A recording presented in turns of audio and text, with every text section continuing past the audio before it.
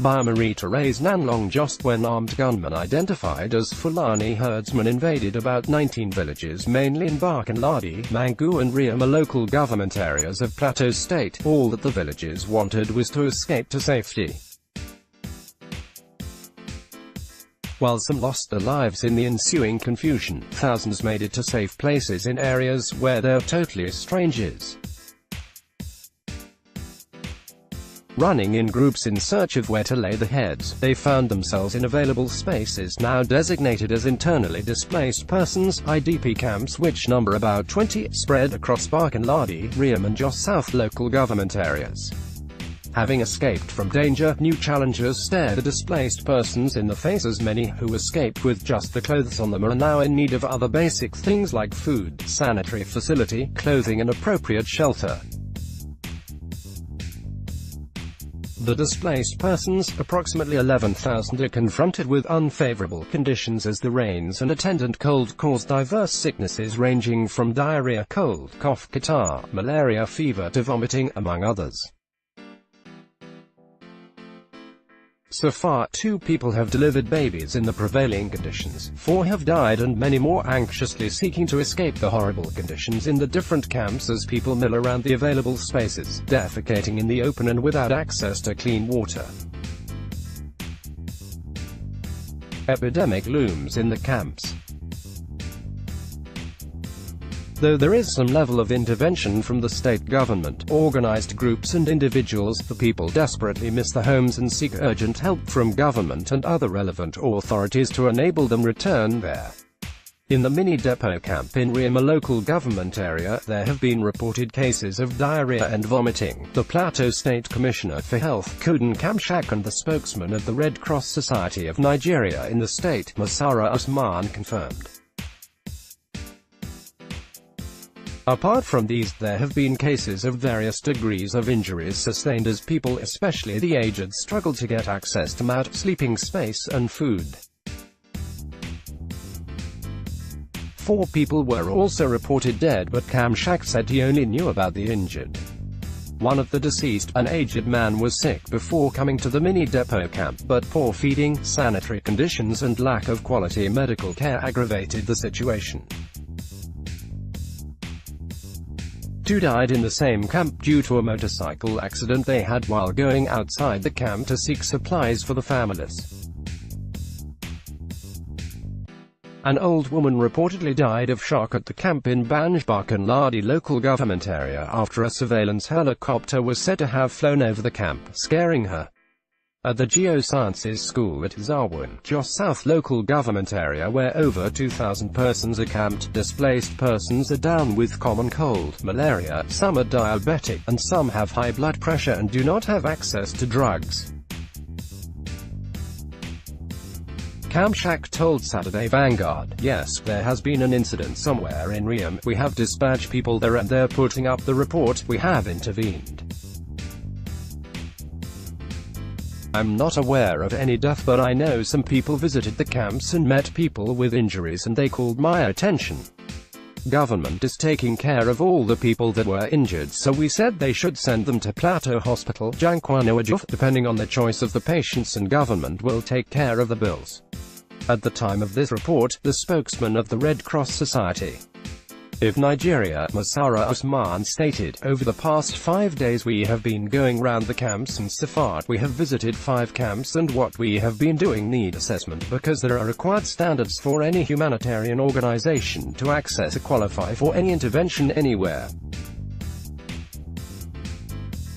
We are collating the data necessarily for us to be able to mobilize support for people in IDP camps. From the records we obtained 2 days ago, the immediate needs of the people are food, shelter, water and sanitation facility, as most of the camps do not have any clean source of water supply. Most of them are practicing open defecation. You know, this is rainy season, children play outside and get their hands dirty. This exposes them to all manner of germs. These people are actually hungry. They eat what they see and without washing of hands. So far, there are 3 cases of diarrhea and vomiting at one of the camps, Ria Mini Depot. We are afraid that if the relevant authorities do not act quickly to arrest the situation, the result may be colossal, because in the 5 camps visited, we have more than 8,000 people there based on the data collected on the 2nd of July 2018, but the number is rising.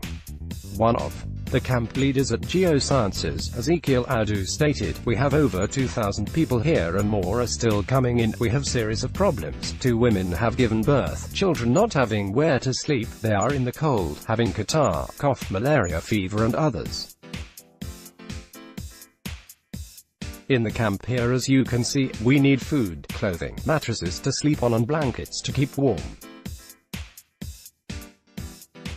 We are renting mattresses $50 each per day. As you came in, you saw a vehicle loaded with mattresses. The owner came in to pack them because we are owing him. We cannot afford to rent enough for the people, even the ones we rented, we could not pay.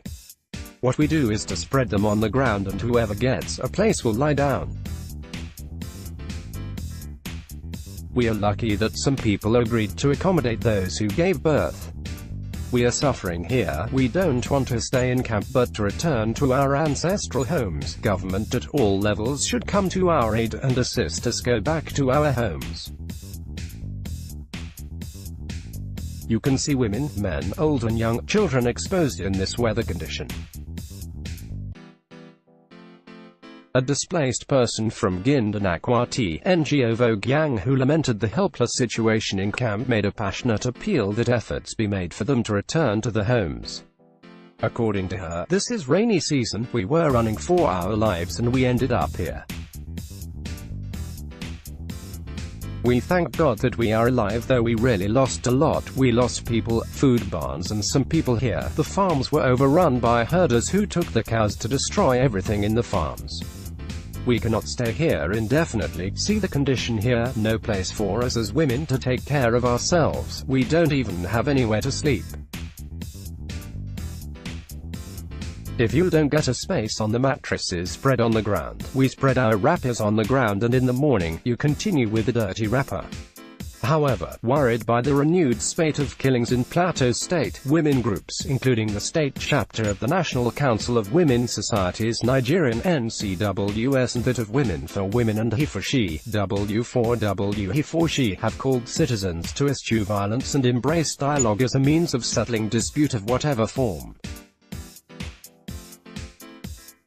While NCWS in a statement urged the federal government to do all within its powers to fish out perpetrators and bring them to book, the W4W He4She called for the overhaul of the security system in the country, saying reports from various quarters indicate that the security system in the country has been compromised in handling security challenges, insisting, "We deserve security officers we can trust." The state chairperson of NCWS, Mrs. Felicia Balla, State Secretary, Barrister Rota Dakok and the State Coordinator of W4W He4She, Drive. Jofia Gapa lamented the untold hardship Plateau citizens are going through as the result of the incessant attacks, saying this time, enough is enough. According to NCWS, we commiserate with the entire peace-loving people and government of Plateau State over the killings and waste of human lives in the last few days. We call on the federal government to do all within its power to fish out the perpetrators of the acts and bring them to book, to serve as deterrents to others in future. We call on all to embrace dialogue as a means of settling dispute and not taking up arms, which leads to more problems. The W4W He4She has donated some relief materials to the internally displaced persons and are appealing to other well-meaning individuals and groups to assist the people in whatever way they can.